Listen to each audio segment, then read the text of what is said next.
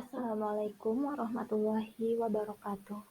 Perkenalkan, nama saya Sita Mariama dengan nomor induk mahasiswa 2008491 dari Program Studi Pendidikan Akuntansi kelas 3B. Di sini saya akan memaparkan hasil kajian yang saya lakukan mengenai analisis manajemen pendidikan di masa pandemi dengan studi kasus yaitu di MTS As-Sholihah. Adapun lokasi dari penelitian yang saya lakukan yaitu beralamat di Jalan Kyai Haji Hasan Marfu, Mencagahat, Membek, Kabupaten Garut. Bahasan yang pertama yaitu ada mengenai bab 1 yaitu pendahuluan, latar belakang penelitian. Pandemi COVID-19 telah melanda seluruh dunia sejak tahun 2019. Kalau di Indonesia, tepatnya itu pada bulan Maret. Tak dapat dipungkiri pula bahwa Indonesia salah satu negara yang juga ikut terdampak akan adanya virus tersebut. Manajemen pendidikan sendiri adalah suatu kegiatan atau rangkaian kegiatan yang berupa proses pengelolaan usaha kerjasama sumber daya yang tergabung dalam lembaga pendidikan untuk mencapai tujuan pendidikan yang telah ditetapkan sebelumnya agar lebih efektif dan efisien. Manajemen pendidikan di masa pandemi mengalami perubahan yang cukup signifikan. Banyak kendala yang harus dilewati, dari kurangnya sarana dan prasarana, kurangnya perencanaan kurikulum yang matang, menurunnya antusiasme dan semangat belajar siswa dan guru, menurunnya prestasi belajar, dan masih banyak lagi kendala baik dari eksternal maupun dari internal. Oleh karena itu, dilakukanlah penelitian ini untuk mengetahui gambaran manajemen pendidikan yang diterapkan di masa pandemi ini. Adapun tujuan dari metodologi yang dilakukan yaitu untuk memahami fenomena yang terjadi dengan mempusatkan pada gambaran yang lengkap sesuai dengan fenomena yang dikaji. Dengan penelitian yang dilakukan ini, semoga bisa menjadi sebuah gambaran yang lengkap gitu akan bagaimana sih manajemen pendidikan yang diterapkan oleh sekolah di masa pandemi. Kemudian yang selanjutnya ada metodologi penelitian. Metodologi yang dipakai dalam penelitian ini adalah wawancara dengan beberapa indikator. Yang pertama itu berkaitan dengan perencanaan pembelajaran. Yang kedua, penugasan kepada guru, staf sekolah, dan siswa dalam rangka mensukseskan program pembelajaran. Yang ketiga, memotivasi guru, siswa, dan orang tua. Yang keempat, penyediaan sarana dan prasarana dalam pembelajaran daring. Yang kelima, pengawasan pembelajaran. Dan yang terakhir yaitu hasil pembelajaran. Bahasan selanjutnya yaitu berkaitan dengan bab 2, landasan konseptual. Yang pertama yaitu ada pengertian manajemen pendidikan. Adapun pengertian dari manajemen pendidikan yaitu adalah pengaturan, penataan, pengelolaan pendidikan yang berlaku dalam konteks organisasi pendidikan dan berkenaan dengan tugas pokok dan fungsi administrator atau manajer lembaga bersangkutan dalam hal pembuatan, pelaksanaan, dan evaluasi program kerja secara khusus, yaitu di bidang pendidikan. Adapun fungsi dari manajemen pendidikan sebenarnya tidak begitu berbeda dengan manajemen pada umumnya. Yang pertama itu ada fungsi perencanaan. Fungsi perencanaan ini merupakan kegiatan untuk menetapkan pekerjaan apa saja yang harus dilakukan oleh lembaga pendidikan demi tercapainya tujuan pendidikan yang telah dibuat. Yang kedua yaitu ada pengorganisasian. Nah, pengorganisasian ini merupakan pembagian kerja atau tugas-tugas, penggolongan, pengorganisasian menjadi kelompok kecil, membebankan tugas-tugas itu kepada orang-orang yang sesuai dengan kompetensinya. dengan kemampuannya, serta mengkoordinasikan agar tercapai efektivitas pencapaian dalam tujuan organisasi. Misalnya, dalam pendidikan, seorang guru mengajar atau mengemban tugas sesuai dengan latar belakang pendidikan serta kompetensi yang dimiliki.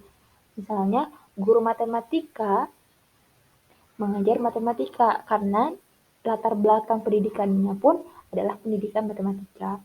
Kemudian yang ketiga ada pengarahan. Pengarahan ini ditujukan untuk membimbing bawahan atau guru agar menjadi pegawai atau seorang yang memiliki profesi yang memiliki pengetahuan dan kompetensi yang sesuai, serta dapat bekerja secara efektif dan efisien untuk mencapai tujuan yang telah ditetapkan. Pengarahan ini berkaitan dengan komunikasi, motivasi, dinamika kelompok, dan kepemimpinan. Kemudian yang terakhir ada pengawasan. Pengawasan ini sangat diperlukan karena sebagai suatu proses untuk mengukur dan mengevaluasi sejauh mana sih hasil yang telah tercapai serta berjalannya rencana yang dibuat di awal. Kemudian bahasan yang selanjutnya yaitu tentang bab 3 tentang pembahasan. Adapun isi dari bab 3 ini merupakan pembahasan dari analisis manajemen pendidikan sesuai dengan indikator yang disampaikan di awal. Yang pertama itu mengenai sistem perencanaan pembelajaran. Adapun di MTS As-Solihat sendiri, perencanaan pembelajaran yang disiapkan oleh guru ataupun sekolah untuk memfasilitasi pembelajaran di masa pandemi berupa grup WA per kelas untuk memudahkan komunikasi antara guru dan siswa serta meng-share tugas. Kemudian ada Google Formulir, ada Google Classroom, penyiapan modul pembelajaran untuk siswa, kemudian penyiapan kuota belajar dan alat komunikasi pendukung berupa misalnya telepon genggam atau komputer bagi guru untuk memaksimalkan pembelajaran daring di masa pandemi ini. Untuk kuota belajar sendiri, di awal sebenarnya pemerintah sudah mendanai, tinggal sekolah menjembatani agar kuota belajar tersebut sampai ke siswa. Dan untuk alat komunikasi sendiri atau media sendiri seperti handphone atau laptop itu dikembalikan kepada masing-masing guru dan juga siswa. Kemudian yang kedua ada sistem penugasan. Untuk guru sendiri dilakukan melalui WhatsApp group serta pengarahan oleh kepala sekolah di sekolah. Kemudian untuk siswa, sistem penugasan itu dilakukan melalui WhatsApp group, Google Classroom, Google Drive, serta Google Formulir. Selain itu juga, pada pertemuan tertentu, biasanya siswa bisa mengambil modul pembelajaran yang di dalamnya sudah disertai latihan-latihan atau tugas yang akan dikerjakan di rumah selama seminggu dan akan dikumpulkan kembali pada minggu berikutnya. Dan untuk MTS As-Solihat sendiri tidak melakukan virtual meeting karena banyaknya kendala yang melatar belakanginya. Kemudian yang ketiga ada pemberian motivasi kepada guru, siswa, dan orang tua. Motivasi yang dilakukan oleh sekolah yang pertama yaitu dengan memaksimalkan sarana dan prasarana. Kemudian yang kedua ada kunjungan ke rumah siswa. Nah dari kunjungan ini biasanya guru yang berkunjung ini melakukan pendekatan seperti dari sisi psikologinya agar siswa ini semangat untuk belajar gitu, dan juga melakukan komunikasi dengan orang tua pastinya. Yang selanjutnya ada penyediaan sarana dan prasarana. Penyediaan sarana dan prasarana yang disiapkan oleh pihak sekolah sendiri untuk mendukung berjalannya pembelajaran di masa pandemi yaitu berupa modul pembelajaran, Wi-Fi bagi guru dan siswa untuk kegiatan PTM, serta kuota belajar dari pemerintah dengan siswa serta guru, serta penyediaan sarana dan prasarana di masa pandemi ini, meskipun memang tidak maksimal, tetapi sekolah selalu mengusahakan yang terbaik dengan menggunakan modul karena memang masih banyak siswa yang tidak memiliki telepon genggam atau alat komunikasi untuk melakukan pembelajaran daring seperti itu. Yang kemudian yang kelima ada sistem pengawasan di masa pandemi. Nah, sistem pengawasan yang dilakukan oleh MTS Asoliat sendiri, yang pertama itu dilihat dari pengumpulan tugas, kemudian ada kehadiran ketika PTM, dan kunjungan ke rumah siswa. Namun, karena pada beberapa pertemuan pernah jadi respon dari orang tua itu kurang sehingga memang berjalannya ini tidak terlalu lama, jadi hanya beberapa kali saja, tidak berkepanjangan hingga sekarang. Kemudian yang keenam itu ada hasil pembelajaran.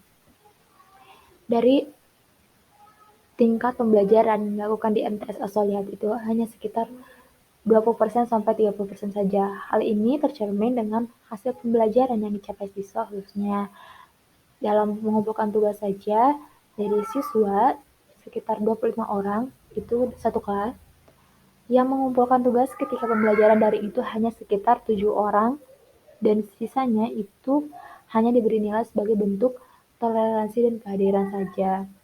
Hal ini memang menjadi sebuah kendala ataupun sebuah tantangan bagi guru bagaimana agar siswa ini menjadi lebih antusias untuk belajar.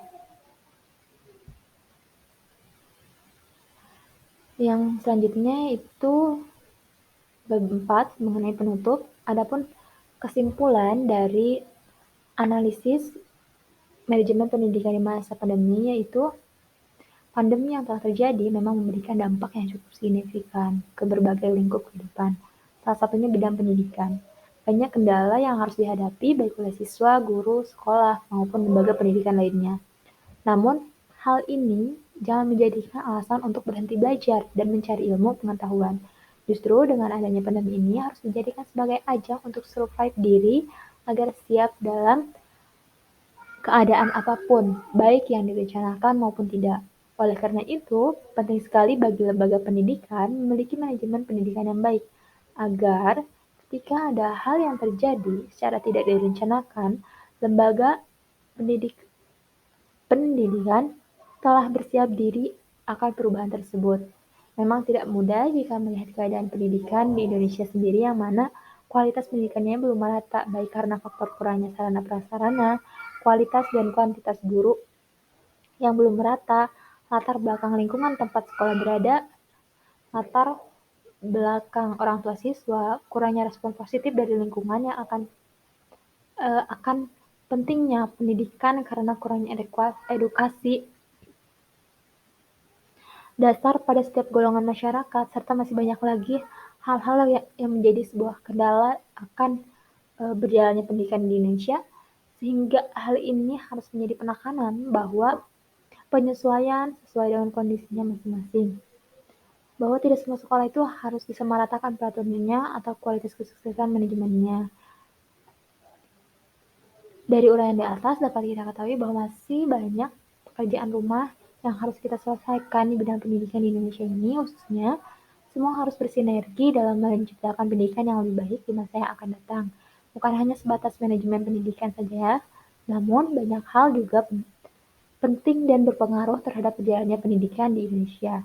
Karena kita tidak akan tahu seberapa besar lagi tantangan yang sedang menunggu di masa depan.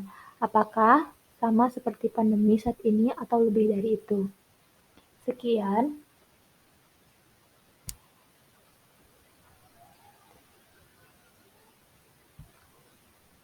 yang dapat saya sampaikan. Mohon maaf atas segala kekurangannya. Wassalamualaikum warahmatullahi wabarakatuh.